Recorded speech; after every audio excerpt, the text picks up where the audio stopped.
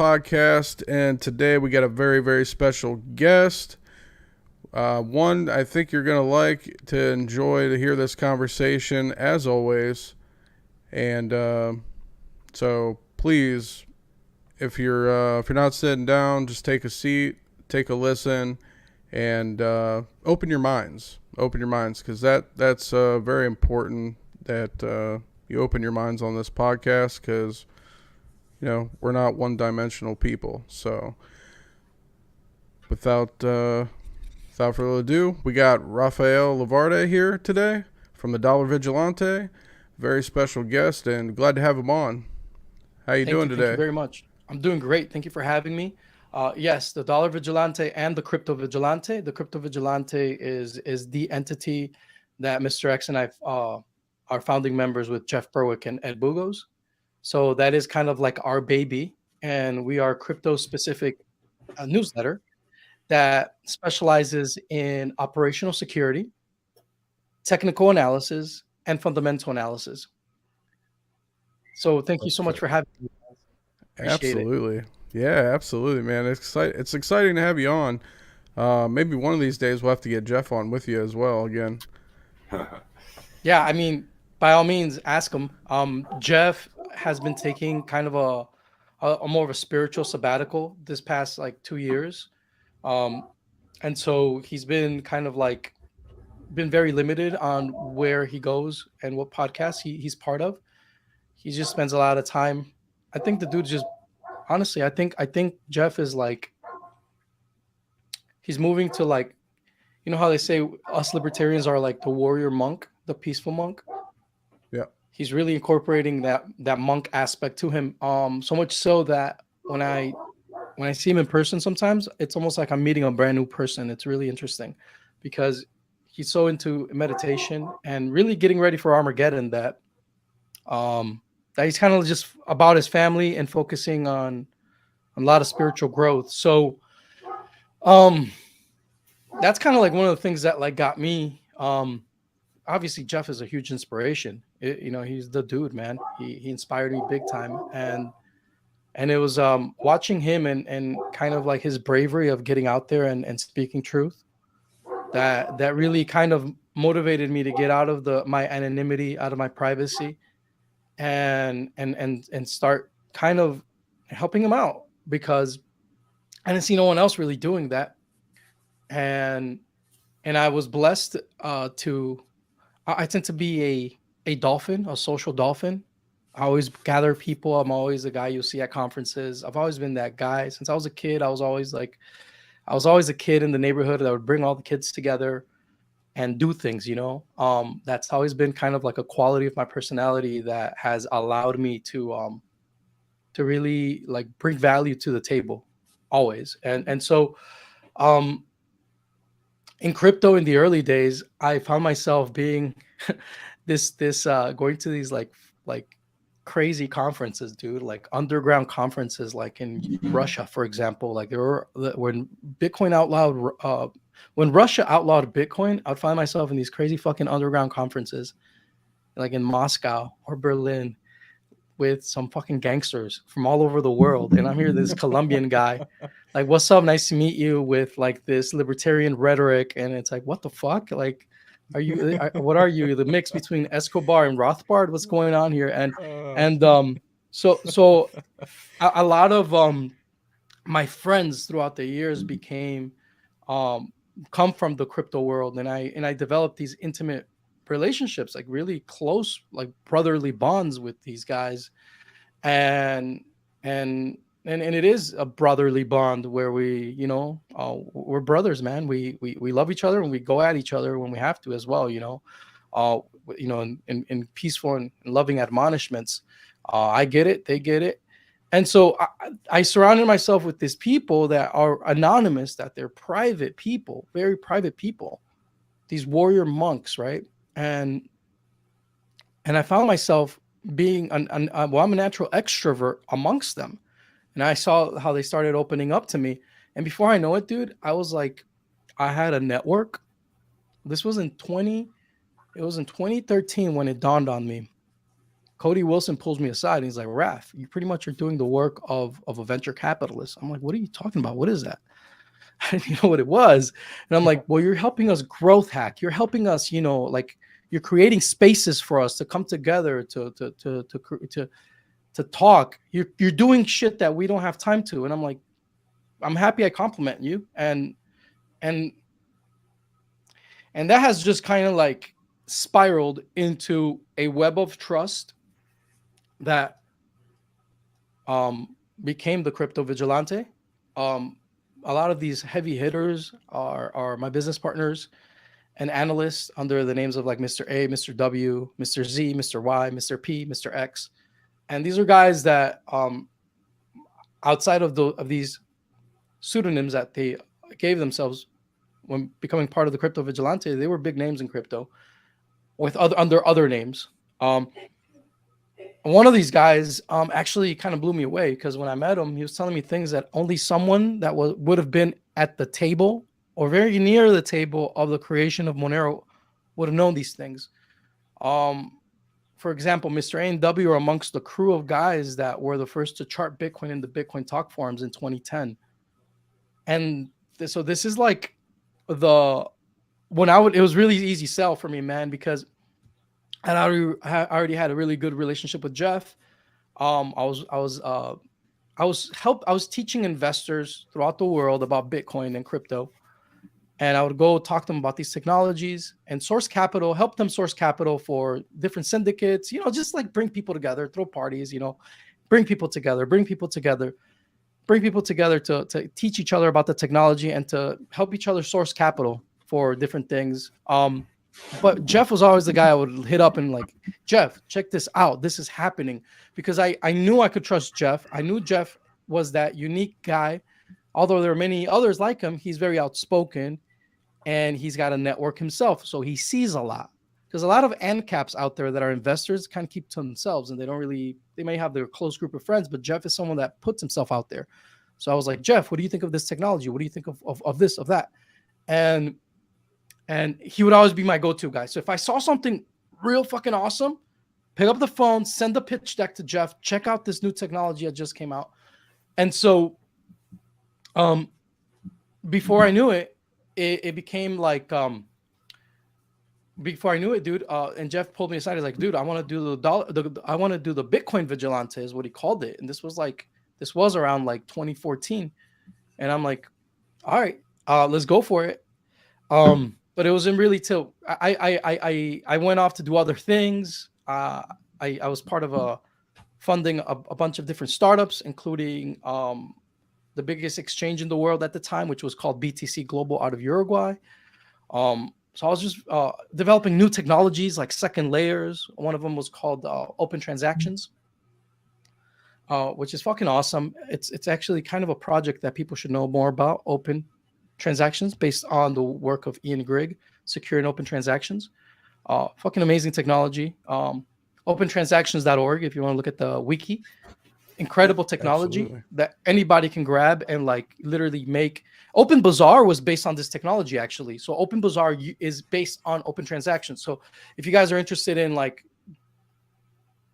understanding a different architecture to a blockchain design, check out Open Transactions, because so the father of triple entry accounting was Ian Grigg, and he created what's known as the recording contract. And the recording contract was manifested in its fullness by his creation of secure open transactions, which later on a developer by the name of Fellow Traveler forked into open transactions. You guys need to study open transactions. It's a marvelous thing, really is. So it's a way to do a second layer or overlay network per se that is coin agnostic, and you can create any type of application using this infrastructure that allows you to you don't need a blockchain. It's a confederate system of servers where the triple entry accounting receipt always equals 0, and you don't need a blockchain. You just need the recording contract itself amongst this confederate system of servers. It's a really cool design. It's not a blockchain. And there's only like a few companies that are dealing with this technology. So it's there for anyone that wants it. But anyways, that's awesome. So that's awesome. Yeah, dude. So when Jeff pulls me aside and is like, I want to do this, he's like, I'm like, all right, let's do it. I didn't want to be the face of it. And gently Jeff kept like nudging me like, then who? And I'm like, oh shit. It was kind of like that moment where he didn't ask me, but it was almost like, if you're not gonna do it, then who's gonna do it? And I'm like, oh damn. So it was obvious, but it's been hard, man. It's been hard letting go of my anonymity, and so now we created this network and this community of research with the newsletter. And if you guys are watching this, you want to be part of this. It's called the Crypto Vigilante, cryptovigilante.io. It's a financial newsletter, but I see it as much more than that. I see it as a community of researchers, and so that we're all part of this research together. And so I bring in these monsters, dude. I'm like, Jeff, I promise you I'm bringing the best guys in the game to do this with. And we did. And that's the team we have. They're fucking amazing. They're phenomenal. And we're just going at it, man. We've been going at it for now 4 years. Man, time flies. It's been 4 years. And it feels like, honestly, it feels like we just started. And with everything that is happening, and you before this conversation, that's why I'm like, dude, let's just film this. You just mentioned something very important, and this is, bringing this full circle, is that you're like, Raf, yeah, because I told you I had some technical difficulties with one of my computers, and that I realized I had some crypto stuff in one of those computers, and I was like, you know what, this is probably, this is probably something I pay attention to. Maybe this happened for a reason. I shouldn't be using this computer for streaming. Maybe I should be doing is a computer that has nothing. I should be using a computer that has nothing to do with crypto. That's what I did. That's what I'm using now. I'm using one of my media computers per se. And then it dawned on me. I'm like, dude, because you said we're moving into a world where these technologies are going to become more and more well known, and there's going to be a lot more people out there being sketchy and trying to figure out how to game this system. So if you're a privacy advocate, if you're someone that is in crypto, you need to be very on top of your game. And there's something very important, guys, that I want to mention real quick is that we have to realize that in the future, networks of trust, webs of trust will be the way for us to communicate. If I was not part of the Crypto Vigilante, I would be part of the Crypto Vigilante. I would sign up for it. If I was just a random dude, I would sign up for it. You know why? Because there's a network of trust. There's a network of trust, and at the end of the day, Ed Boogles, Jeff Berwick, and myself put our faces out there. You know what I'm saying? Right. Put our reputation on the line. And we have the proof of work of all of our analysts that created a network. So it's almost like right now with the ChatGPT, AI, and all this bullshit, you don't know who you're going to trust. Like, this future is really sketchy, dude, because we're not, like, right now, everything that I just said can be taken, and your faces as well, and your voice, and can be duplicated right now. And your loved ones can be led to think that it's you on the phone, that it's you on the FaceTime, and it's not. It's a completely computer-generated model of you.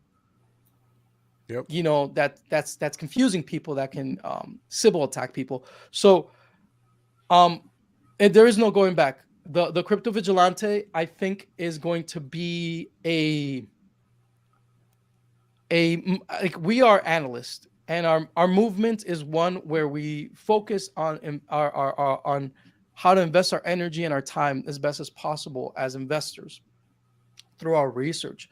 We don't do political action per se, because that's not really our forte, but there is an implicit agorist perspective that where your investment and your entrepreneurship is your political action, right? That is the agorist philosophy. And so from that perspective, that we're not just talking about something, or we're not just, gathering people to do something, but the fact that we come together and we learn these technologies is very empowering to the individual. And that's something that I think that this is what, I had this thought the other day, and it's kind of like, fuck, man, it's blowing my mind still. It made me realize that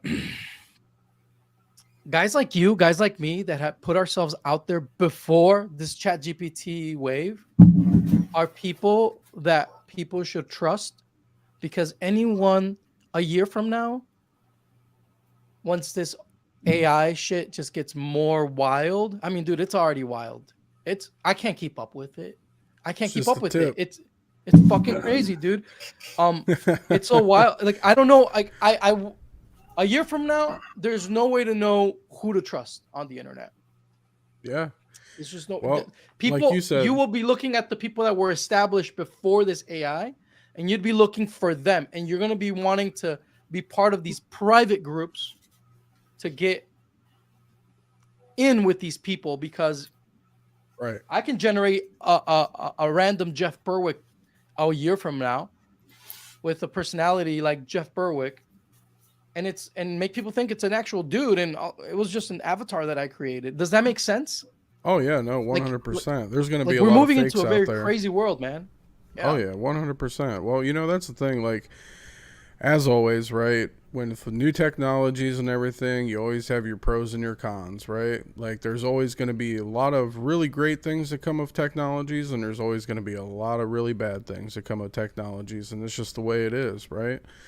But yeah, through, like you said, these trusted networks and such, we'll be able to help weed all those things out a lot better by sticking together, networking, and really just keep on learning and moving forward with the evolution of all this technology. right on. And it's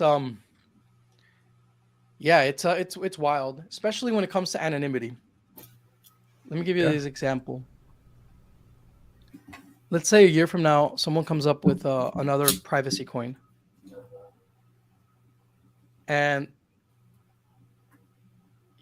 it's it's so easy to Sybil attack people now. What I'm trying to say, to come up with, like, you can create an avatar that makes people think that that dude, that avatar, this anonymous avatar has a GitHub with a bunch of commits and someone that could be trusted over time, and all and you're really trusting really a bot, an avatar.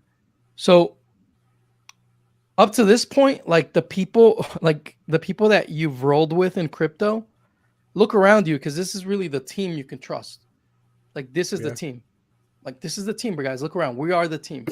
Um, 100%.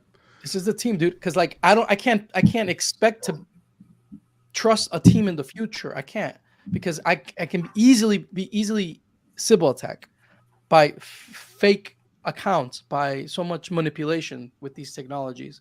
So we have to really focus on bringing the team together even more, man. So like, um, if I I'm part of this research. I'm part of this group of crypto influencers of all stripes, and I really want to get to know these people. Like I told them the other day, I'm like, guys, I really want to get to know you guys.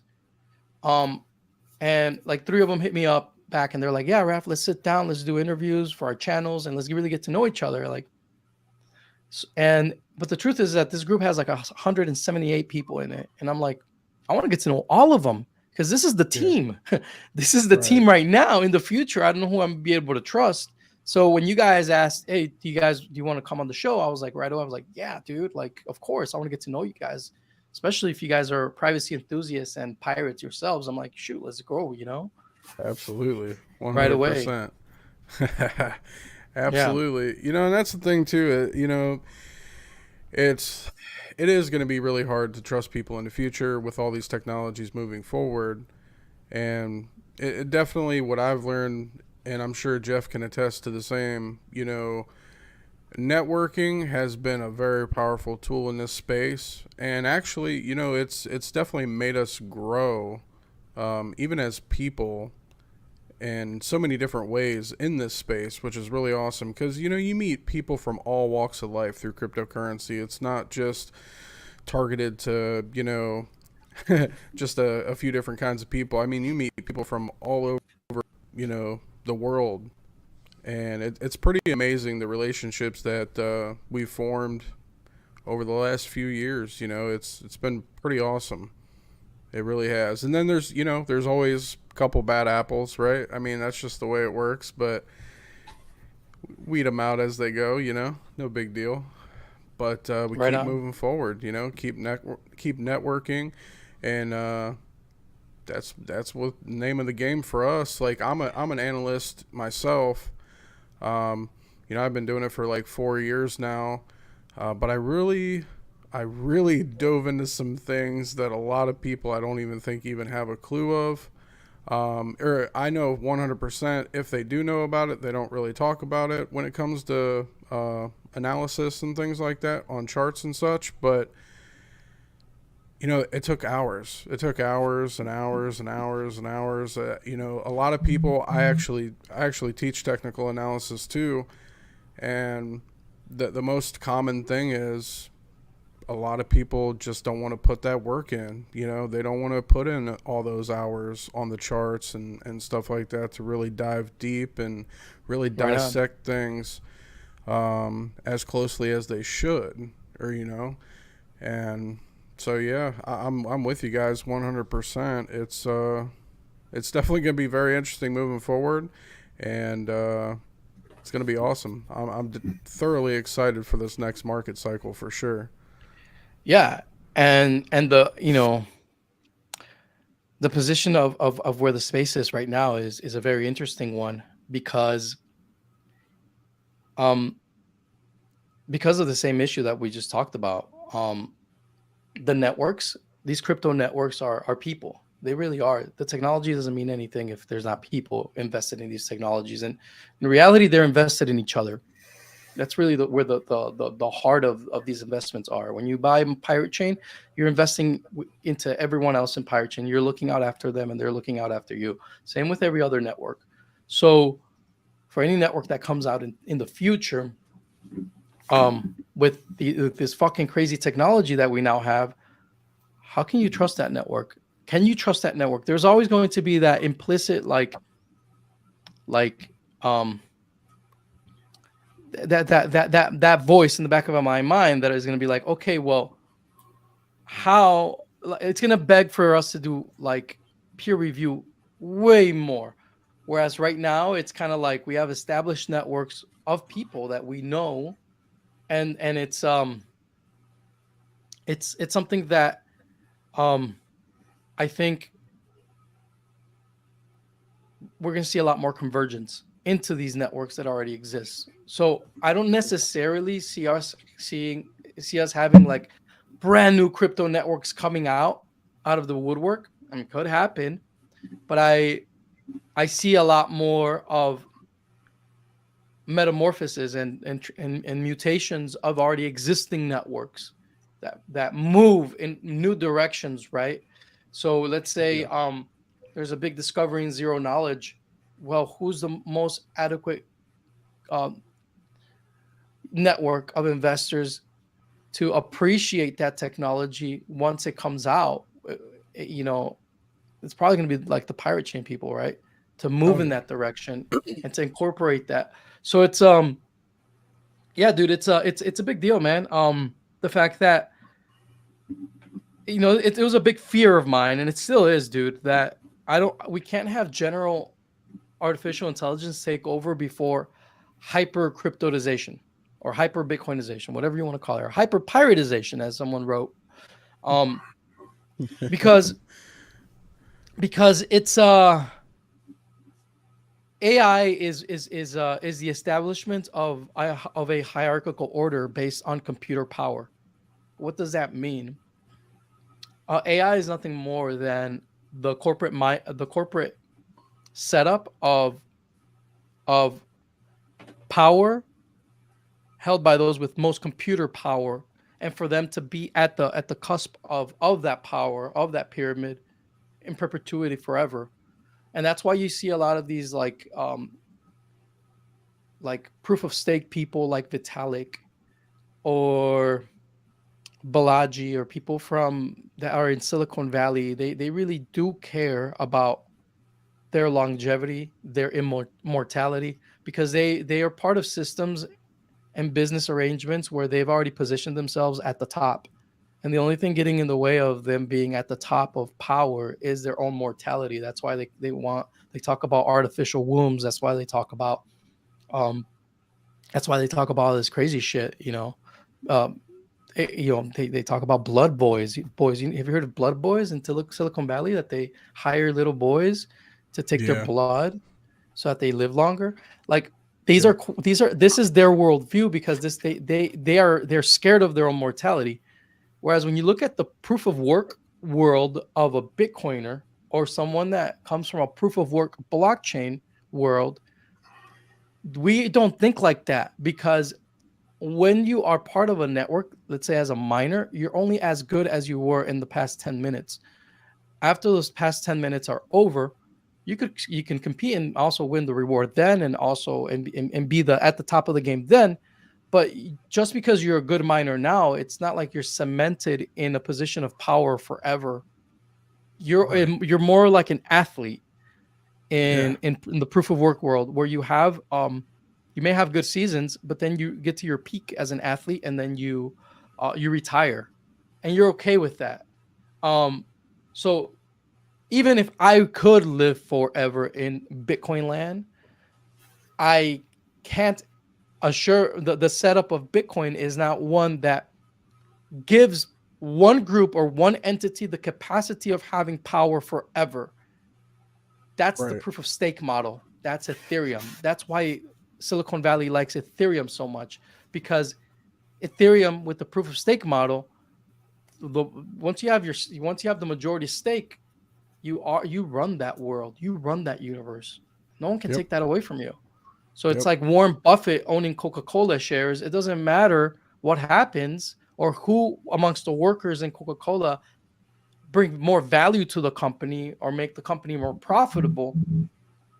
Warren Buffett will always get the lion's share, no matter what. So it's a different mindset, different worldview. So we're really facing a group of people, and this whole AI group of people that want to turn human beings into machines. The Elon Musks of the world. They want to turn human beings into machines, and they don't want to honor our humanity as it is. And it's because of that. It's really because they thirst power, and they want power, and they want to establish themselves in seats of power where they can never be taken down. And that's why proof of work has always been something that they always hate against. And so any initiative to take the emphasis away from proof of work is an initiative that should be questioned, and question the reason why. So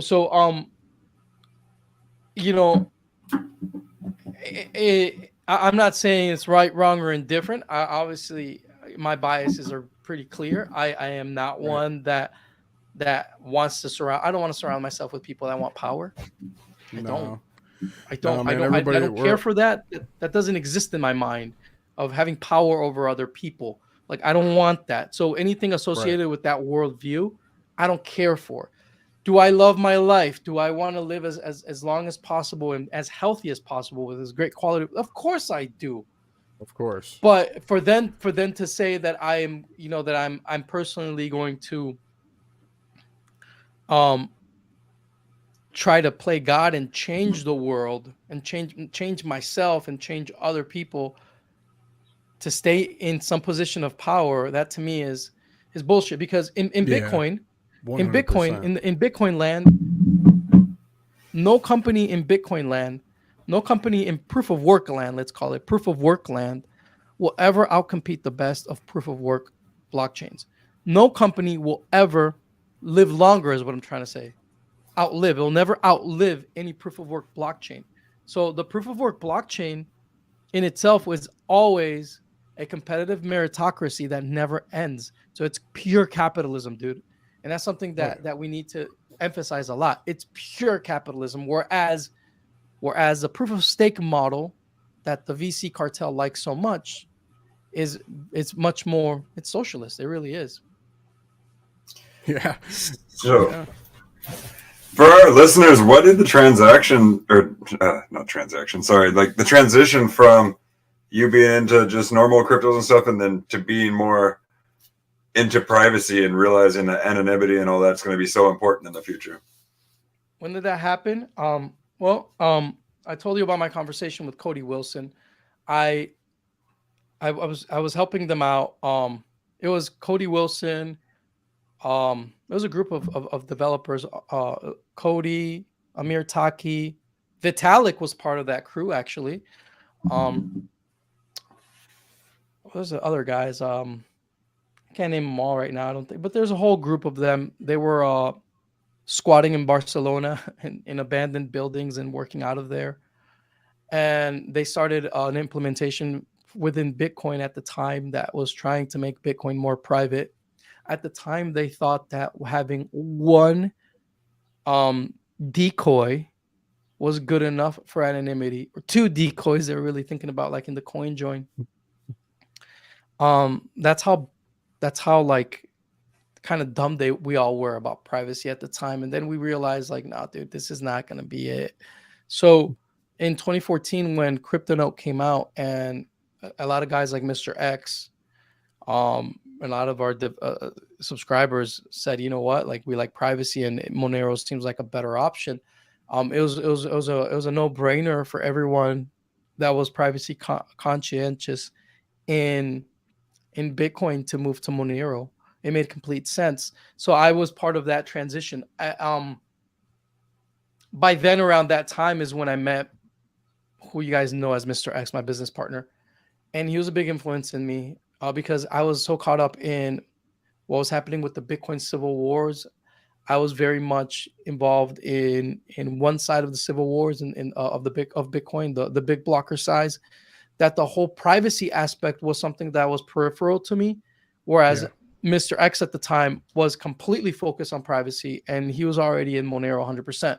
So it was very interesting for me to befriend him and get to know him, because he was already someone that saw problems within Bitcoin, but his more important emphasis was that of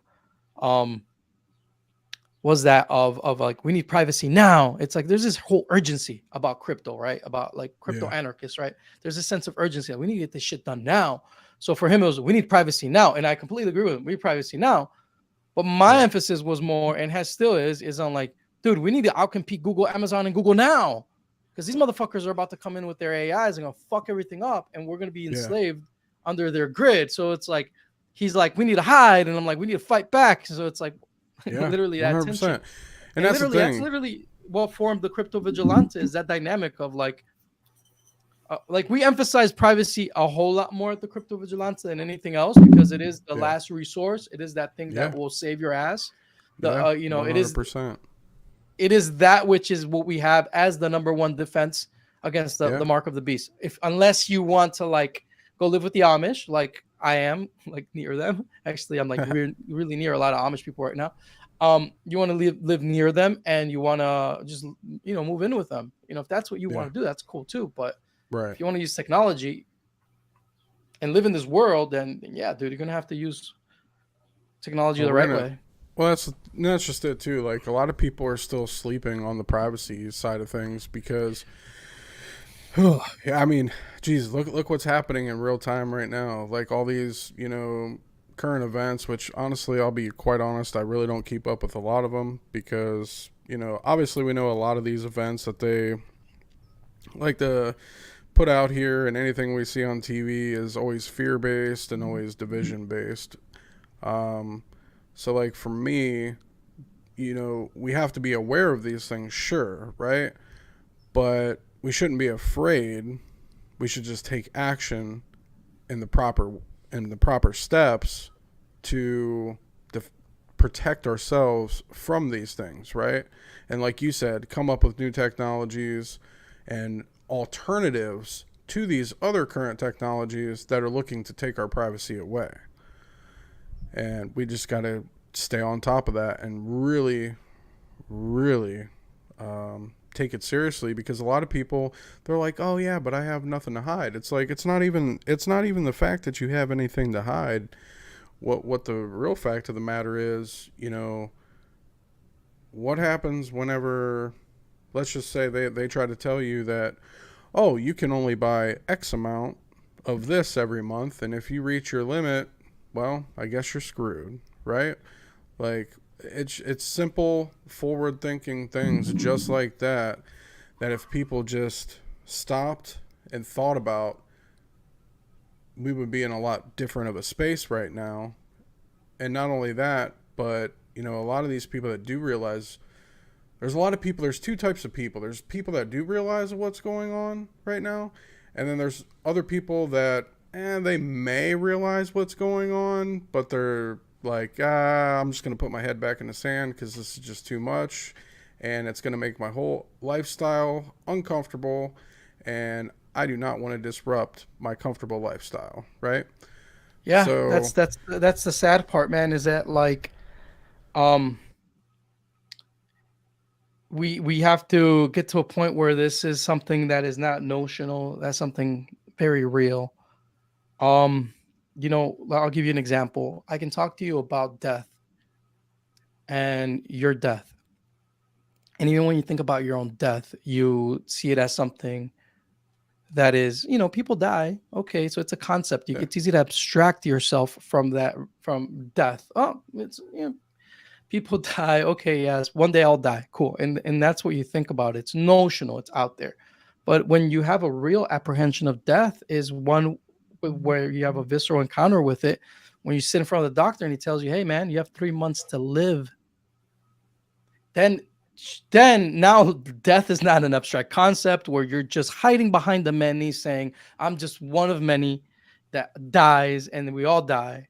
No, now it's like, dude, you're dying. Like, it's like your whole existence is, who knows what happens next, right? What faith do you have in, like that is the level of visceral reaction that people need to have. I think that if you're a libertarian, you're someone that, for some psychosocial reason, you're a rebel, and you either live. I think a lot of libertarians saw abuse in their life, and they understand that people can be abusive, and they understand that abusive people don't stop, that they'll just keep fucking going. And so, at the same time, I think that libertarians tend to be individuals with maybe a DNA in them, a rebel DNA that was they were never able to breed out of existence. It could be that too, right? Nature, nurture, whatever. yeah, But we're different. So it takes that. It takes people like us to really do it. And honestly, dude, to be completely honest, dude, if you see anything that has happened in this world that has really changed people's minds, it really comes through sacrifice. And I hate to talk about this, but it's the fucking truth. It takes through sacrifice and seeing the pain of the other. And that is that like Christ-like moment of you seeing that, like, hey, that innocent person is getting their ass handed to them. They don't deserve it. And then that it's that reaction of like, if I don't do something now, then who will?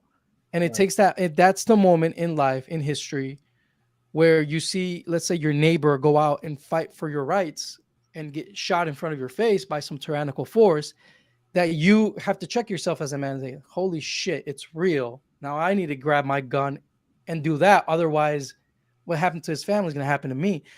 That is a very real moment, dude. And it sucks to say this, but it needs to be said that every liberty and freedom that you get to enjoy, everything in your life, someone bled for it, dude. Like, that's the fucking honest truth, man. It's uncomfortable to talk about, but someone fucking bled for it, dude. Someone like died for it. Someone spent time in prison for it, dude. So like it really takes an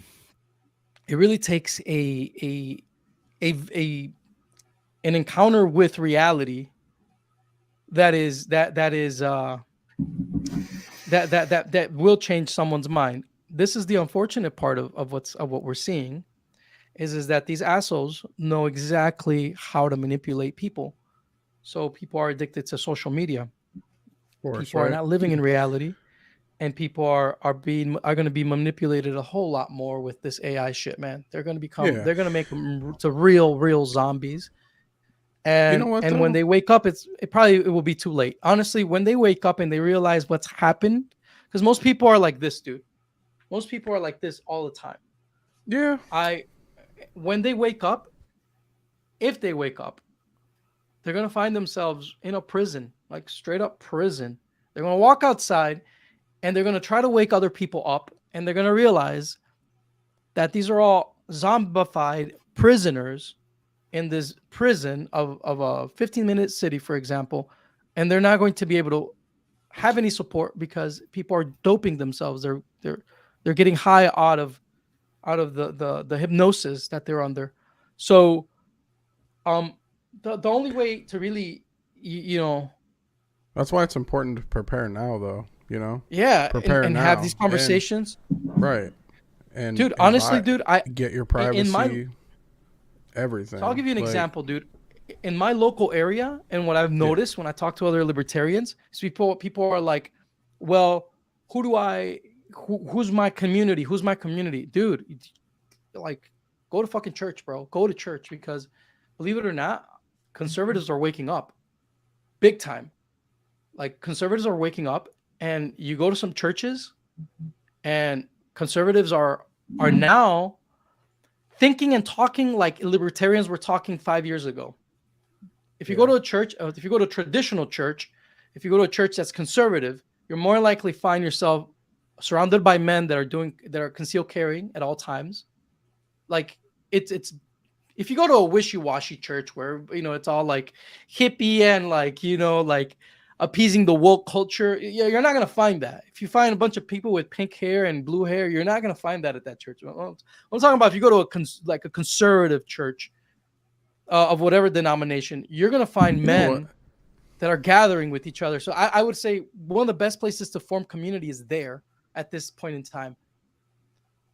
I don't know, man. I don't know. Like, I guess I could kind of see what you're saying, but I think those people are lost too, in my opinion. Just my opinion, though. Like, I see what you're saying. I see what you're saying. Like, here's the thing, though. The funny thing about it is the fucking days of dropping bombs on people and all this other shit, in my opinion, are over. If we just got enough people to just stand up all at the same time, and honestly, even history proves this too. Throughout all these other encounters, through all these other civilizations, it didn't really take as many people as people really think that it actually took. Yeah. If everybody was just be like, hey, yo, we're not taking this shit no more, cut the shit, and we're not fucking around, like, then that would be the end of it. They would run, and that would just be the end of it, literally, because they'd be like, fuck, we're outnumbered, we can't do shit, and we're infinite, you can't fucking kill us anyway. Like, that, because that's just the way it is. Like, yeah, a lot of people think, like, they view death as a bad thing, but like it's just an expiration date, right? We're all here to learn lessons. We're all here to learn things, right? And I just think the days of dropping bombs and shit like that are over, man. Because this war has to be fought, like we were talking about at the very beginning. It has to be fought through technology, because that's what's on our doorstep right now is technology, and at a very rapid rate, and it's only going to get even more rapid, increasingly, because we are in the age of Aquarius too. With these planetary shifts and these planetary alignments that we're coming into, the previous 20 years, the planetary alignments favored big corporations and stuff. And that's why you're slowly starting to see that bigger transition of people are waking up, in a sense. I don't know about, like where you're at, but like I'm here in South Florida. It is a little bit different here in Florida, for many different reasons. But people are waking up, man. People are tired of the bullshit. And I think it just needs a little bit more of a confidence boost that people have their back to really get people to step out of their comfort zone and speak up for themselves. Because I will say this, I have noticed a lot of people that they do kind of feel these ways, but they're afraid to say anything because the shit that they see on TV, right? Right on. No, I agree. And well, that's the whole point. The whole point is to scare you. Right. Yeah, like, absolutely. The whole point it's of TV, all fear and division. It's all fear. That's all this shit ever is. It's fear and Dude, division. it's That's funny, all dude. it is. it's funny because they make you think of their side as this ominous thing that is really like smart and like sophisticated, and in reality, dude, they're just dudes like us. Yeah. If no, they're not even dudes like us, bro. They're just Yeah. fucking No. dudes that hate their fucking job, that are forced to vaccinate on fucking with jabs that they don't want to put on, that they're fucking sick of talking to their bosses, that if they do anything, they have to follow stupid protocols. They see the corruption before their eyes. Like they are probably sometimes more aware of what the fuck is happening than us. They just have this fucking job because of job security, working for government. That's the truth. The truth is that these guys are just as they're more annoyed than us. Most of us are like free market entrepreneurs. We're having a great fucking time. We have a time to ourselves. We just create value for the world, and we just fucking rock and roll. Have a great time. Yeah. I feel bad for them. Right. What you said is very real. That's- That like it doesn't take. We don't need that many people, and the same thing goes with technology. We don't need that many programmers. We don't need No. that many entrepreneurs.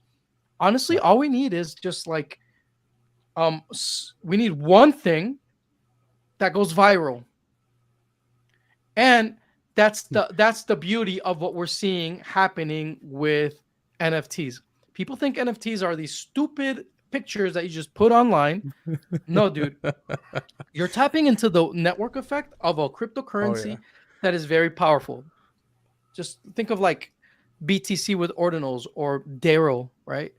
You're creating an NFT on Daro. Okay. What you just did is create a little mini business plan. If you create an NFT, that in itself should be a very light endeavor, right? You create it extremely fast within an afternoon and evening. You create your little picture set and you sell them. It costs you like, a couple pennies to mint. Cool, dude. Or maybe a couple dollars, whatever the blockchain you're using or whatever. Right. Okay. You maybe something is attached to that NFT. You just created an offering into the market that is that is a little business plan. That's literally what you just did. And what everyone watching this should do is just play with that idea, because NFTs are nothing more than the creation of little business plans, very light businesses for these blockchain economies that are just starting to grow. And as they're growing, you cannot just come in and say, dude, I'm going to set up this like company with 40 employees, get venture capital, raise $10 million and start making NFTs. Nah, dude, the economy of these little blockchains is not big enough to sustain a fully decked out company. If you're going to create NFTs, you do that by yourself, or you do it with a business partner, with someone else. You two do it together. You two sit down and do it, put it out to market, and then move on to the next business idea. What's really happening is that when you build an on-chain economy with technology that's on-chain, open source, and interoperable, every time you build something or a developer builds something, it's a new building block that you as a creator can grab and build with. Yeah. And so what's happening is that the next NFT series that you create is going to have there's going to be a new set of tools out there that are going to allow you to create something different, a different business plan. Not much more complex, but a little bit more complex, that offers something better in the market. And progressively things get better. Because these economies are small, they're little. Yeah. So that's how you have to think about NFTs. They're little business plans that you execute fast in the market in real time, that you don't like that you don't think about too much. You just put out into the market and you move out to the next. That's how you guys have to think about it. Well, that's like me and Jeff. That's like me and Jeff. Yeah. We're actually a part of a project called Hippo's Mining Club. And it is an NFT-based project, but it's so much more than that, because, we own a hydroelectric power plant we mine Bitcoin, right? That's cool. And the profit sharings go back to the NFT holders, right? Nice. So it's really awesome. We're really excited about it. We're actually just waiting on a turbine right now, and the whole operation is going to kick off, which is pretty exciting. Because, all the hosting services out there, our fees are going to be extremely much cheaper than your leading hosters. and you're going to be able to host your own miners, or you're going to be able to buy these NFTs to earn Bitcoin every month, which is pretty damn awesome. And we That's can pretty supply cool, dude. and the best part about it is the power plant's never been connected to the power grid at all. So the government, has no say in what the hell we do with the power. No which is way, the- dude. That's so Yeah. cool. Where? So So, they- this is in the U.S. Yeah. Yep. This is in the Dude, United congrats, States. man. That's Yeah. fucking amazing. And so it's a power plant. Is it like hydroelectric power? Yes. Yeah. Yes. Yep. How much of a head do you guys have? How much of a from top to bottom? So It's a we're not long just- drop. It's a Yeah. long Long drop. drop? It's a long drop. Awesome, dude. Yeah. Yeah. Yeah. It's a definitely- 25 megawatt plant is our first plant, and then we're looking at purchasing a 250 megawatt plant.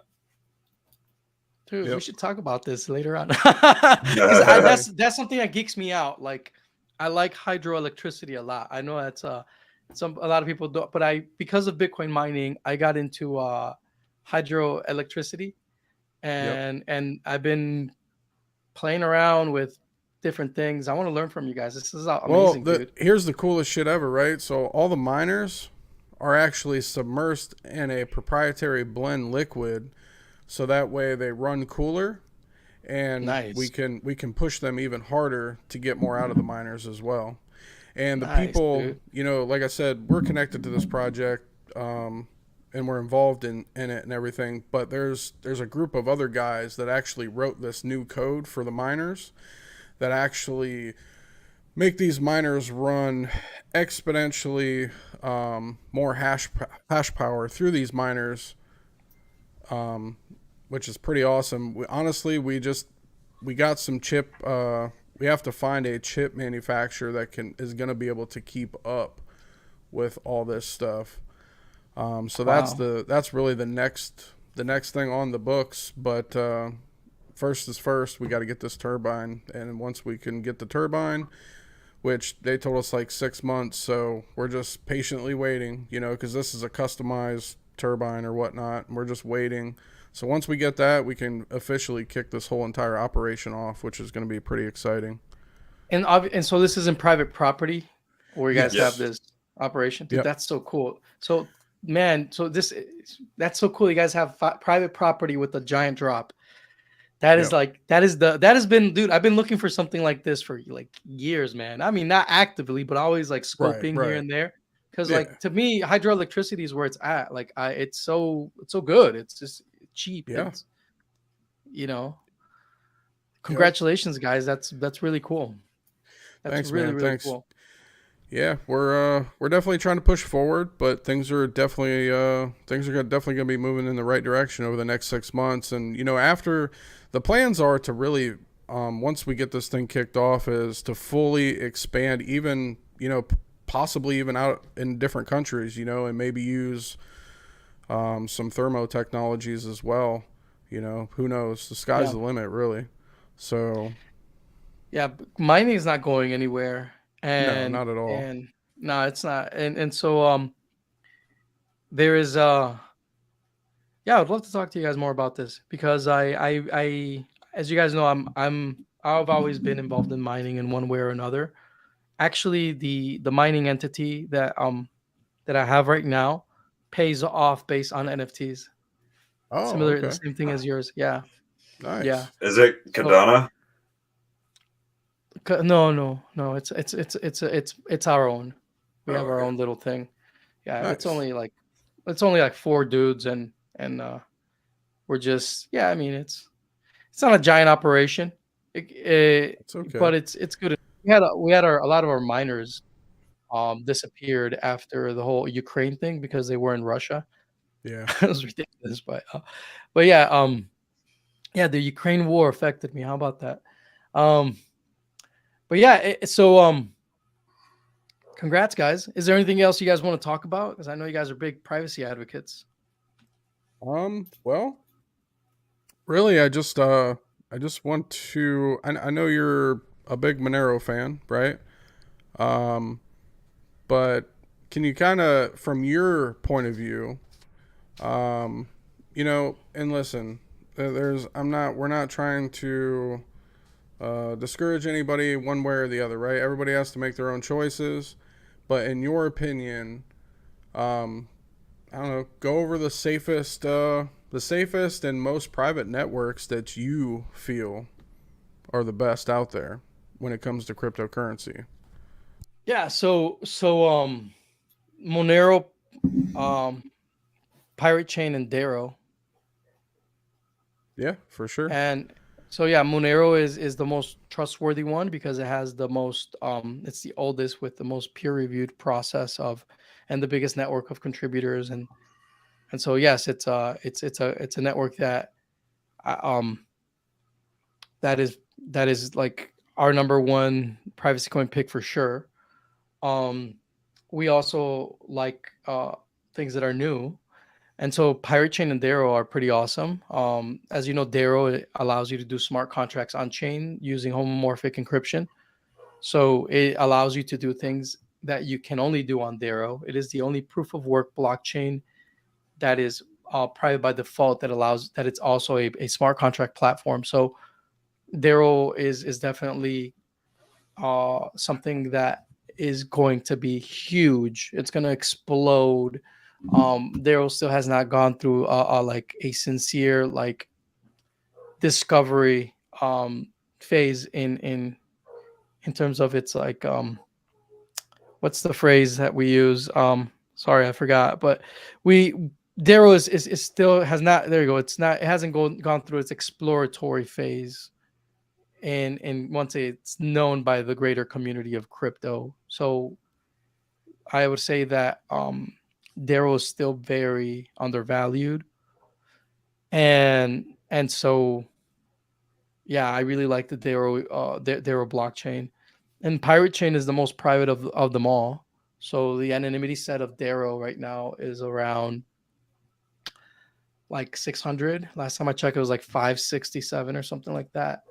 The anonymity set for Pirate Chain is like 1,390,700 and something. It's fucking crazy. That's the last time I checked. So if you want privacy, the best technology for privacy itself is Pirate Chain, 100%. So whereas Monero's anonymity set is like we're at like 20, you know.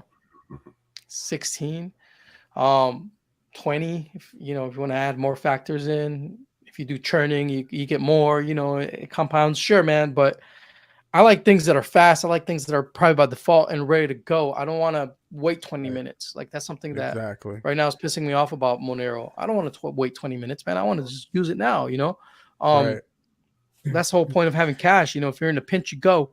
Also, there was an exploit with Monero happening right now, which is pretty funny. They're using Monero as an art gallery with Mordinals. It's like Monero ordinals, which is funny. It's not really like gonna affect Monero like this. It's just something that it's happening, and it's an exploit to put NFTs on Monero, which is cool. I mean, but I like that. And I should get me some more Mordinals because they're going to be extremely rare once they patch that exploit up. And then you're not going to be able to put Mordinals on Monero. So they're going to be really expensive NFTs. Like Monero NFTs are going to be rare as fuck,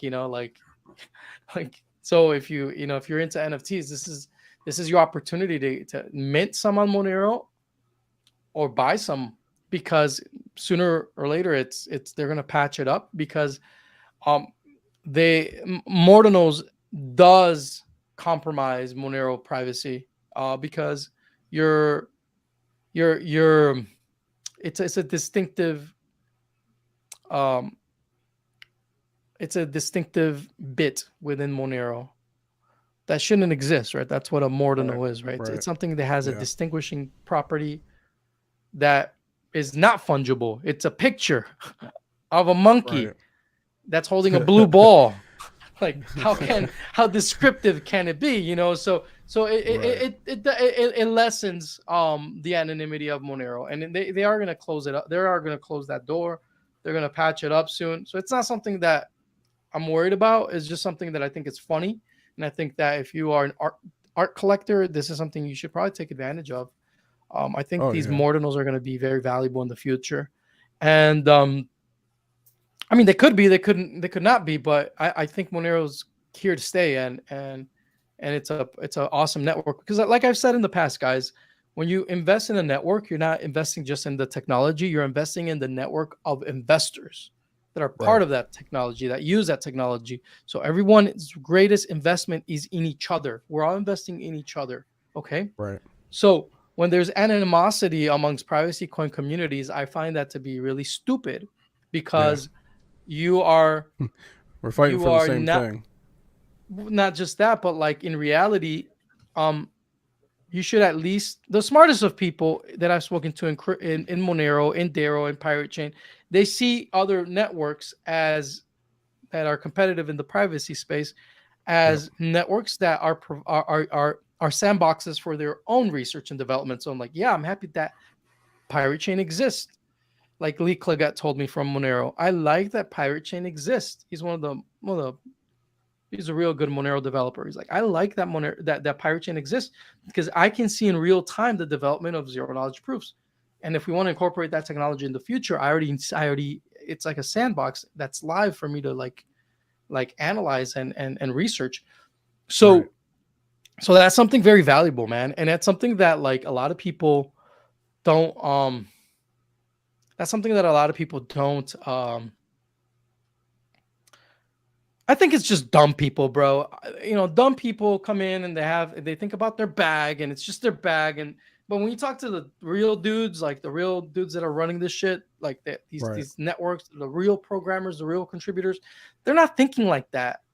If anything, if you're a privacy coin enthusiast, you're not trying to, the real dudes that are like running these networks, they're not trying to talk to you about how great their coin is. If anything, what they're talking to you about is like, dude, these are the vulnerabilities that we found in our research. These are possible vulnerabilities that we might have in the future.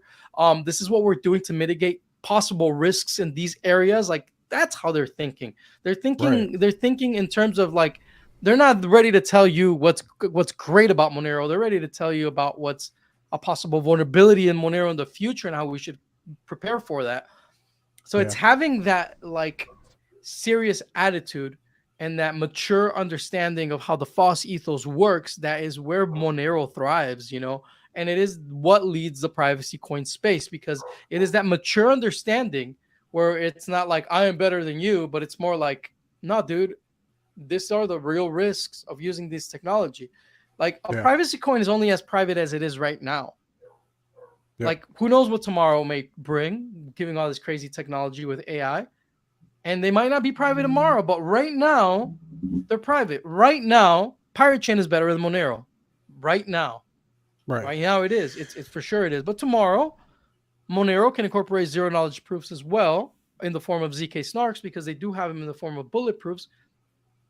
And what, like, do Pirate Chain people, does that mean that they get to sit on their laurels and tell this story forever? No, dude. Nah. The runs you made in this game won't work for the next game. You're gonna have to make runs then. And so it's an ongoing competition now. Well, the nice thing is everybody can learn from one another, you know, learn from one another and implement, you know, who knows, you know, for all we know, 5 years from now, two privacy coin developers, you know, from two different teams could come together and merge these two cryptos together, right? Because they built something that's just so extraordinary that that's what they want to do, right? Well, people don't realize that there is better technology out there right now. Like, I know it sounds fucking wild for me to say it, but it's true. Like, you guys are seeing with Daro, Monero, and Pirate Chain technology that has already been battle tested. So it's something that we say, let's use this because it's safe to use. It's been battle tested, peer reviewed. Cool. That doesn't mean that these same guys are not researching very cool technology that they can incorporate into these networks in the future. You know, if anything, that's what we should expect. And I know because I've been there. I've been privy to like really cool technology having to do with zero knowledge proofs that I've shared to the Daro guys, that I've shared to pirate chain developers and like, guys, what do you guys think about this? And they're like, oh, cool, dude. And they're studying it right now. So it's could we see a ZK snarks, a zero knowledge proof, smart contract protocol in the future? Sure, we could. Actually, the components are there to make one. Like anyone can make one to compete with Darrow. It could happen. Darrow uses the account-based model with some workarounds so they don't fall into the scaling difficulties that Ethereum found itself in. But did you know that there are ways that the most cutting edge form of creating smart contracts is with the UTXO model that Satoshi gave us? That's actually more advanced. Like people think that like what Satoshi gave us is the first technology and we need to forget about it. No, dude, actually what Satoshi gave us was a shit ton of stuff that is extremely advanced, but the world wasn't ready for everything Satoshi gave us. So they were like, we'll work with what we understand. And that's literally the vast majority of smart contract protocols like Ethereum, Cardano, EOS, whatever. They'll use the account-based model because the UTXO model, it's actually superior and better, scales in parallel, and it's just superior in every freaking way than the account-based model because there's not one shared global state. There's like the UTXOs and the outputs spawn out. So you don't need to change the global state of the network every time something happens, as in the account-based model. You just buy more miners and just grow in parallel. So it's we're dealing with like a lot of this technology that Satoshi gave us is being rediscovered right now, actually. And I know this because I've given pirate chain developers and Darrow developers. I'm like, dude, have you seen this shit? And they're like, oh fuck. And they're like, oh wow. I know this because I talked to them and they're like, okay, now I'm researching this. This is really fucking interesting because there's some crazy motherfuckers that have been doing research that no one else has. And they're fucking ahead of the game. So like it turns out that the UTXO model that Satoshi gave us also has a virtual machine, just like Ethereum has the Ethereum virtual machine. There's also the Bitcoin virtual machine built within the original Bitcoin design that allowed you to do Bitcoin smart contracts and Bitcoin itself. But the world put that shit aside. They didn't want to talk about it, but it exists. And guess what? You know what? Something very interesting is that Pirate Chain has the UTXO and proof of work setup as an inheritance from Satoshi's Bitcoin design, meaning that we've always known this, that this is possible. If it's going to happen, I don't know if it's going to happen on Pirate Chain or not, but we've always known that it was been theoretically possible to have smart contracts on Pirate Chain. We've always known this. but Pirate Chain, I mean, we send messages in Pirate Chain. Right, you can send in the memo field. You can send messages to each other. You can like text message each other. Okay, so there are other aspects to. If you expand the script size of Pirate Chain, you can compute script in there. In other words, you can do smart contracts within Pirate Chain itself, and you can use zero knowledge proofs to create smart contracts in zero knowledge packages on a platform like Pirate Chain. Like you could now, will they? I don't know. You know, but what I do know is that as it stands right now, Pirate Chain is the most private, cryptocurrency in the world. It really is. You know, people get really caught up by the flair of the new, and so you know we have this kind of curse at the Crypto Vigilante because our goal is to be at the cutting edge of something. Actually at the bleeding edge of something, showing our subscribers what's reliable and what's the best. But that doesn't mean that what we previously put out in our research is not as fucking good or better in some regards. So you have people that come into the Crypto Vigilante just thinking about, well, we want to get your coin pick so we can make a lot of money on the first wave of investors. Like, dude, that's like, okay, I understand what you're trying to do. You're trying to make money in terms of fiat, but you should really come here for the research. And so people, when we put out the report on Pirate Chain, people went into Pirate Chain. When we put out the report on Darrow, people will fucking go into Darrow. But when we put out the report on Darrow, the report on Pirate Chain is still alive. Actually, the fundamentals for Pirate Chain have never been better than they are right now. Has the most liquidity, most market penetration, fucking badass wallets. You can get on the Edge wallet now. Yeah, I know. How fucking awesome is that? You can have Pirate Chain on the Edge wallet, which is the #1 wallet we recommend for all beginners. It's the best wallet out there. Yep. The best multi-coin wallet, which is also a decentralized exchange in and of itself. I don't know if you guys know that Edge is a decentralized exchange that lives on your phone. Yep. Like, it's fucking genius, dude. So, like, sure, we're talking about Darrow. Darrow's fucking amazing. It's revolutionary technology. It's incredible. Darrow is fantastic. Darrow allows you to do smart contracts that are private by default. It's the first implementation of homomorphic encryption, where you can decrypt things that never are within the encryption itself. So it's like there are layers to encryption in Darrow that you don't find anywhere else, like ciphertext, for example. That's really cool shit. We want you guys to learn about that. But then all of this attention goes to Darrow because that's how people are. That's how they think. Unfortunately, people are dumb. But Pirate Chain's never been better than ever. It's never been as fucking amazing as it is now. So it's like, it's almost like I have to play with this cognitive dissonance of realizing that the masses are going to be dumb, and I have to be okay with that as, like, you know, as I teach people in the newsletter, because no matter what I say, and it's something I've had conversations with Jeff, like, kind of like come to Jesus moments where, like, sometimes it doesn't matter what we write. People are so dumb that they just won't read what we write, that they'll just, like, whatever the coin is that I'm talking about, they see the title, the coin that I'm talking about, and they're just going to rush and buy it without any thinking about what we said or wrote about. Right. They don't even read the first sentences, which we say in our reports. Don't rush and buy it. Don't do that, because you can be chasing a FOMO pump that eventually is going to correct itself. Right, it happens in all newsletters. It happens in any type of thing that, like, where there's diffusion of information. You know, especially from a reputable source that does a lot of fucking research on these topics. If we put our stamp on the technology and say, this is fucking awesome, we mean it. And this is something that I was talking to one of to Mr. X about.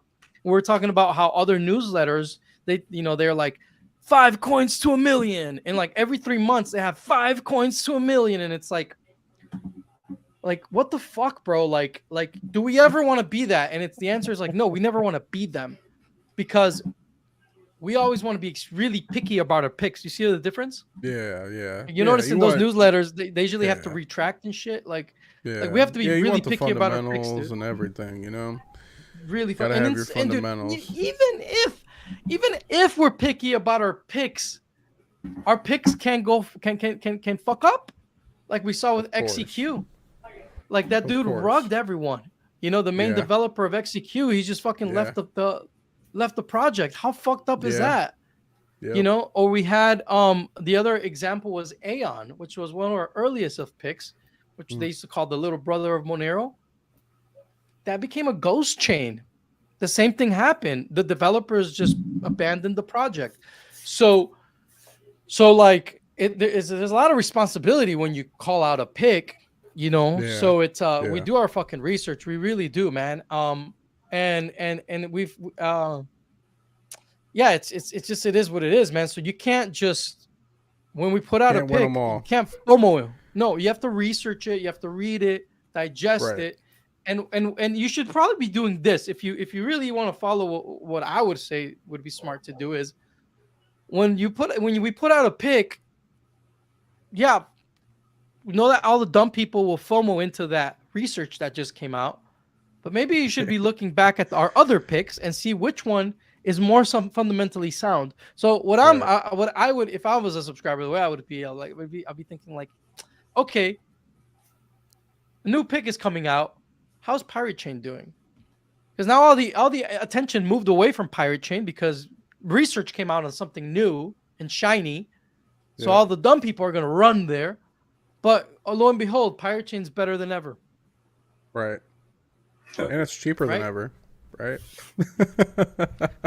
I tell people any Pirate Chain under $1 is a blessing. That's what I tell everyone. And I've always had that mantra, because every Pirate Chain under $1 is truly a blessing. But but the thing is that, like, that's us talking here. Like, the masses and the market psychology is one which has to go through corrections. You know, like Bitcoin has to go through 80, 70, 90% corrections, right? Pirate Chain had to go through a 90% correction. That's just the way the market works, dude. Because people FOMO into shit. Because people are dumb. They chase things. They have this idea that things are going to go up forever. That's how dumb people are. And guess what, guys? Full disclosure, I made that mistake myself. I've made the mistake in the past. I think we all to think that when if we're being the honest, coin goes up, somehow it's going to stay up at those levels. I've made that. That's stupid. I look back and I'm like, what the fuck was I thinking? Like, no, it's if it goes up a lot, if any network goes, there's going to be a correction. Yes. And guess what? People that bought high are going to be feeling really jaded because they lost their money, their investment, and they are since they're usually the dumb people, the ones that are chasing the FOMO. They're usually the same dumb people that are going to complain the most. Usually the dumb people that don't read, you know, when research comes out. So it's this cascading effect of now all the dumb people need to be washed out of the system. Does that make sense? Yeah, no. But hey, listen, let's a stronger base to come in and then 100%. Pick up again. Yeah, but let's make this clear. Dumb people are needed to make this happen. That's true, but we don't. Okay, like that's true, but I think I know I'm just messing around. It's sad, but it's true. It's like, no, that's the thing, dude. You don't understand like how many conversations I've had with Jeff and Ed Bugos about this. It's like, It's like I remember them saying, like, dude, a lot of these people, we don't even have to write a report. We just put out the fucking name of it, and they would do the same. And they would pay for the subscription, and they would just go and they would just FOMO the same, and they would probably appreciate us the same, and that we would have the same reactions as them if we just put out the name of the pick without any information about it. Like, literally, because at the end of the day, they don't read. And then we have like we've developed like there's groupies of haters that hate us, that they themselves say we didn't read. Like, they admit that they didn't read. Like literally, there's like every time we put out a pick, there's like we call it the mountain. Yeah. The initial pump of the mountain, and then there's usually a hater that gets called by that we christen that mountain by that hater's name, because it's funny. Like, and it usually is the dumbass that says, I didn't read, but I'm trusting what you're telling me. I'm like, bro, I'm telling you to read. It's in there, you know, like, you read what it says, you know, and if you read what it says, you will know what the fuck not to do. If you grab a pick, start putting the first two letters, and then just a letter here and a letter here to make sure they have to read the whole damn thing to get the whole ticker. You know what? We that's the thing, dude. Is that like we've talked about so many things, dude. Like, we've talked about so many things about. You could even be like, all right, I agree that I have read this document, but and then after they click that, then they can see the name of the pick. You know, no, I mean, that would give it away. I mean, no, dude, we've talked about this. We're trying to figure out how to do this properly, but there is no. The truth is that people just don't read. No, they don't, man. They never will. Listen, I don't think you're going to be able to change that, to be honest. No, there's just no way to change that. And so the one thing that we do know is that even people that do read make mistakes, because of course, like we just admitted, you and I make mistakes. Like, I've made 100%. Mistakes. Should I write these reports? I write this research, and yet I have at times like allow my mind to think it's going to stay up forever. Yeah, man. things don't stay.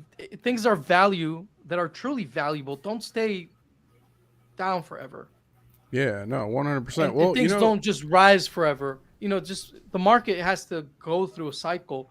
And so you were seeing, actually, right now as we're speaking, we're seeing a pirate chain in this past week. It has started going bullish again. yeah. It started going bullish again. I think people. I think we've been creating a strong base, and now we're at. I don't do technical analysis. I give that shit to the experts. I do fundamentals. But it seems to me like that's cool. Like though, pirate man. chain. That's needed. Like, this is my question, dude, that I have, and you're a TA guy. Yeah. It's like when you put out the pick, when you put out a pick, it goes through an exploratory phase, right? In the market, psychology goes, all right, this is the pick. These guys that we trust put their minds behind it. Okay. Right. But why can't a network have 5 exploratory phases throughout its lifespan?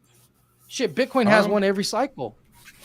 Well, yeah, but it follows TA, man. It follows the rules of TA, and That's it right. doesn't deviate and never deviates. Now the wild cards are the ones that have never been through a market cycle. So it's very, very hard to really even predict of where those things can go. I mean, you can do that, but you're not going to get a very accurate number whatsoever, right?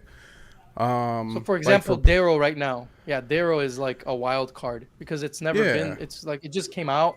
It's never been. Seen a full market cycle. It's unlike anything we've ever fucking seen in the. Yeah. It's like Darrow is That's what's crazy about Darrow, guys, and that's why we're so excited about it, is because we've never seen anything like it. Plain and simple, right. Nothing has existed like it before. So it's like if you ever wanted to, I know this is hard to say, but like. I'd say it's up there with the discovery of Bitcoin itself. Yeah, 100%. Think about it. Smart contract, homomorphic encryption, private by default, proof of work.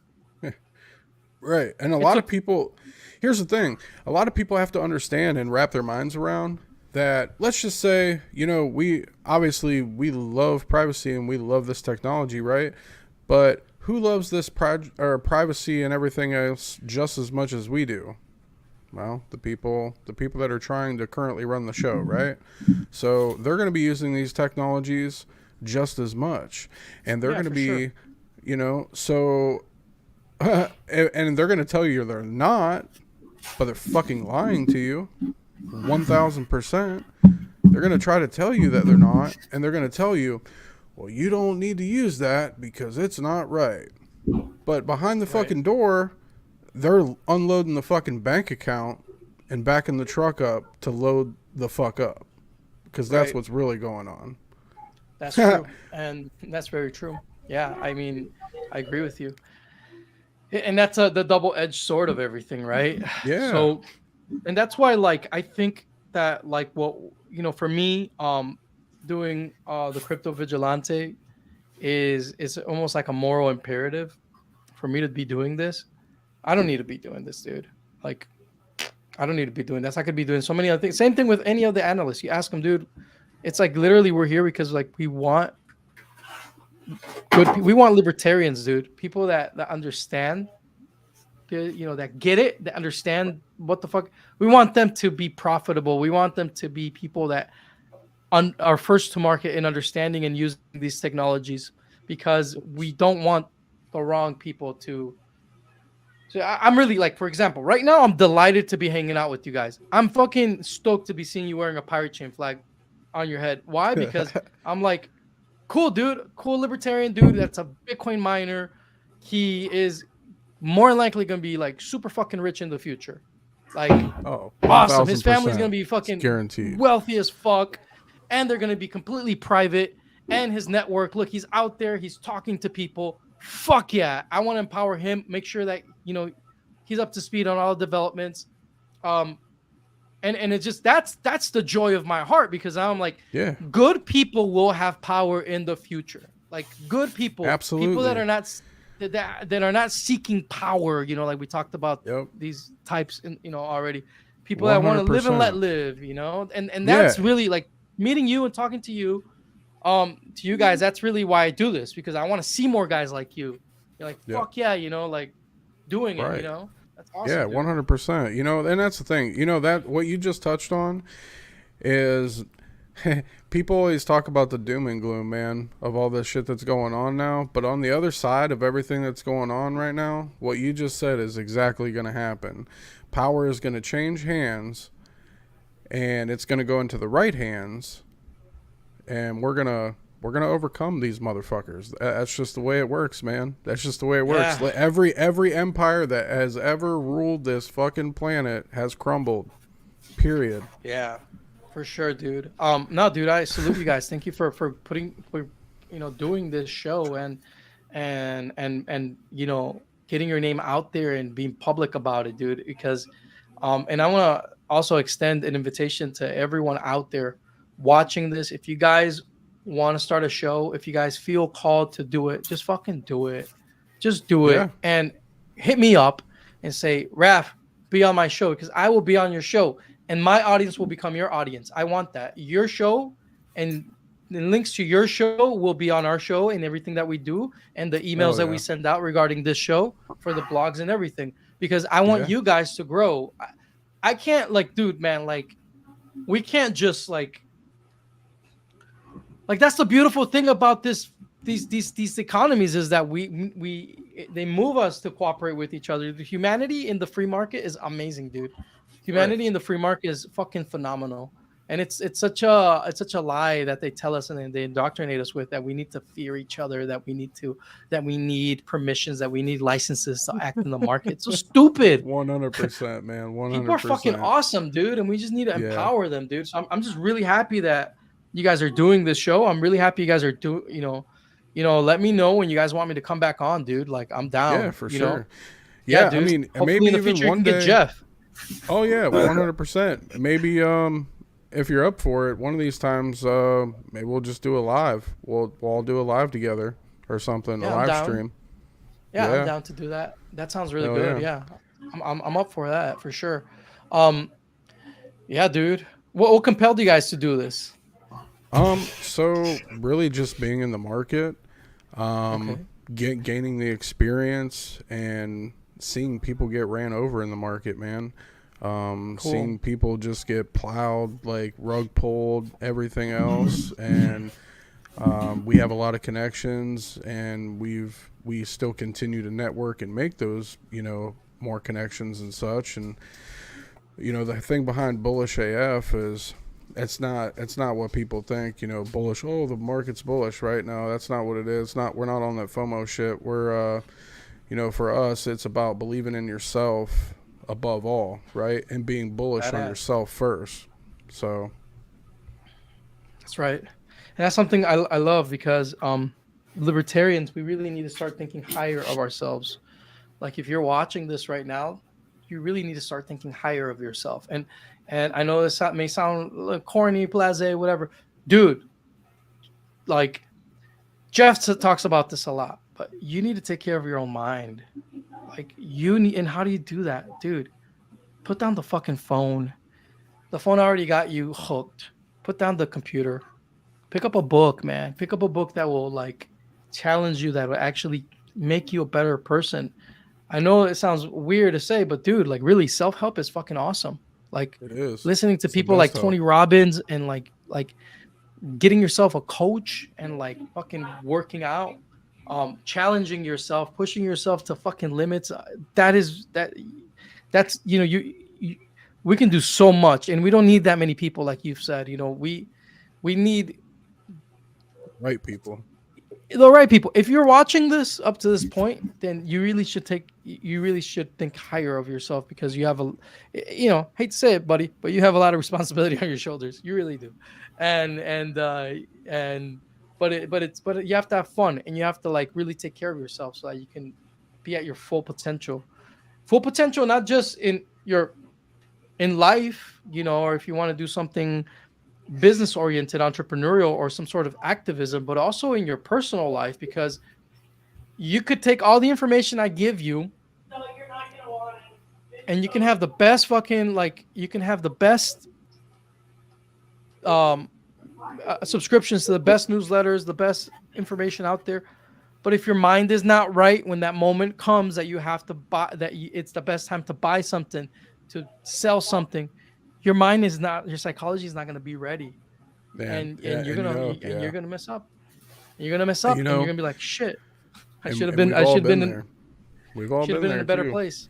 That's the funny part. We've all been there. But you know what, though? Honestly, through those times that I've went through those specific moments, those are my greatest lessons, man. Those are my greatest lessons, most valuable lessons.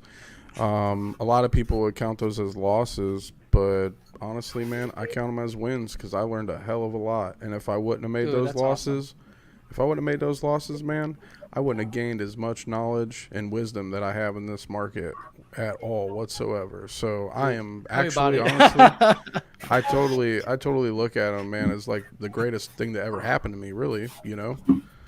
True.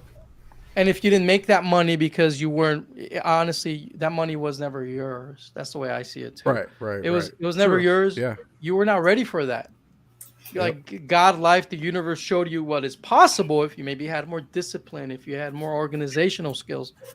But you know, here I'm actually give you some insight. Jeff Berwick is a workhorse.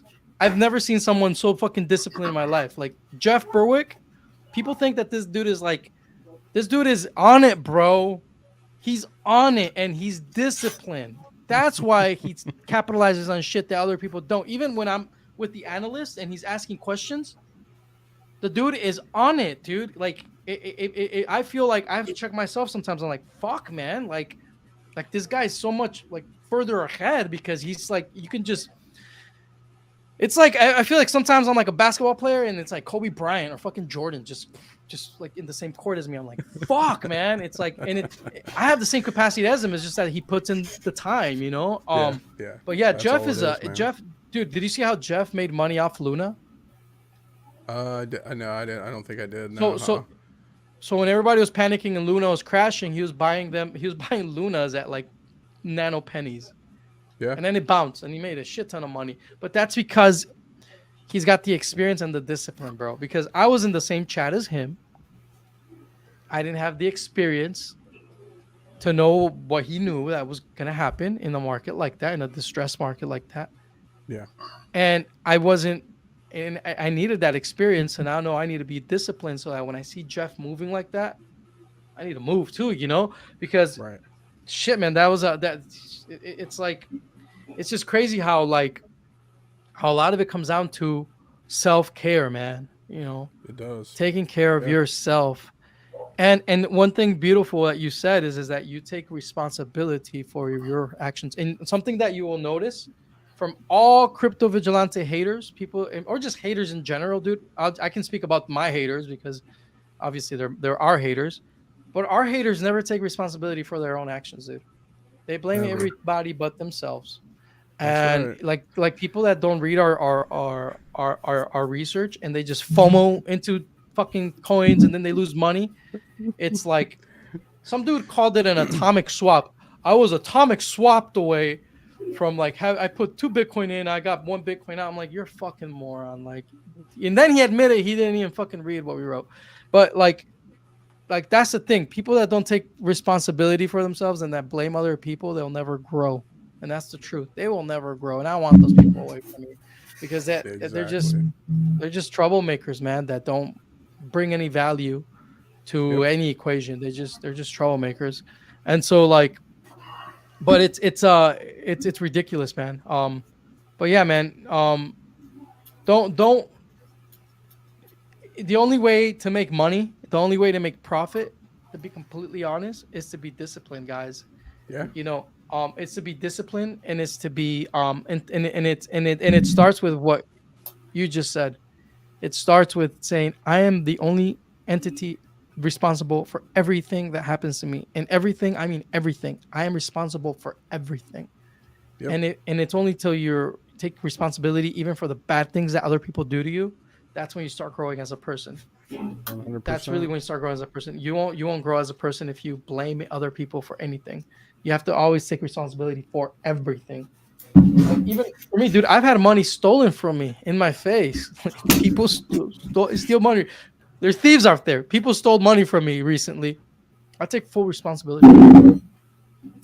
I take full responsibility. I should have had everything laid out so that situations like that wouldn't have happened. You know, I should have had the contingencies set out so that couldn't have happened. But Right. you know, live and learn. You know, like Oh yeah. it is what it is, man. Absolutely. Well, do you have anything you want to say, Jeff? No, I just sat quiet this whole time. That was great. I had a really good time tonight, man. I learned a lot, and I definitely am going to go subscribe to the Crypto Vigilantes and learn more, man. Cool. Yeah. Yeah. Yeah, dude.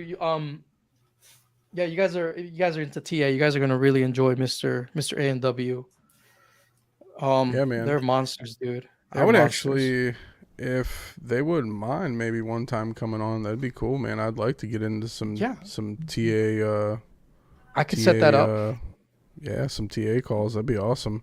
Because I would love to, you know, anybody. I don't care how long you've been doing this stuff, man. You can learn no matter how long or how short of a time you've been doing this, and that's just the way it is.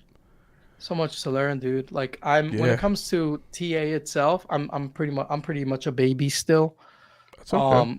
And a lot of it had to do because I had this and I still do, because I come from the Bitcoin world where we care more about an on-chain economy and fuck fiat, fuck everything. So it's not just about the money itself, but it's about the economy, moving the economy outside of the grasp of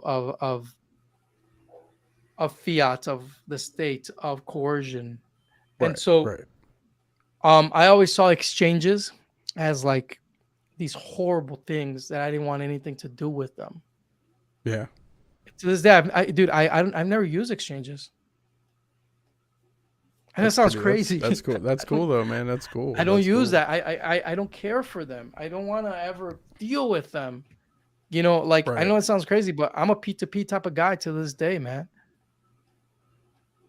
Exchanges are like, to me, exchanges are the devil, bro. But that's me personally, you know, and so but that obviously has been changing because I'm like, I'm you know, it's a humbling experience to be amongst the fucking, in my opinion, the greatest TA dudes. I mean, in Bitcoin history, the guys that started charting Bitcoin, you know, the first ones to chart Bitcoin, Mr. A and W.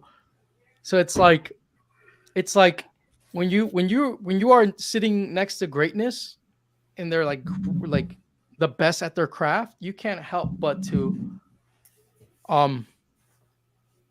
like any argument that I would have against what I just, you know, in regards to what I said, there's just no way that I could like make a justification to hate on exchanges anymore. You know, it's like, no, dude, like they're needed, they're valuable.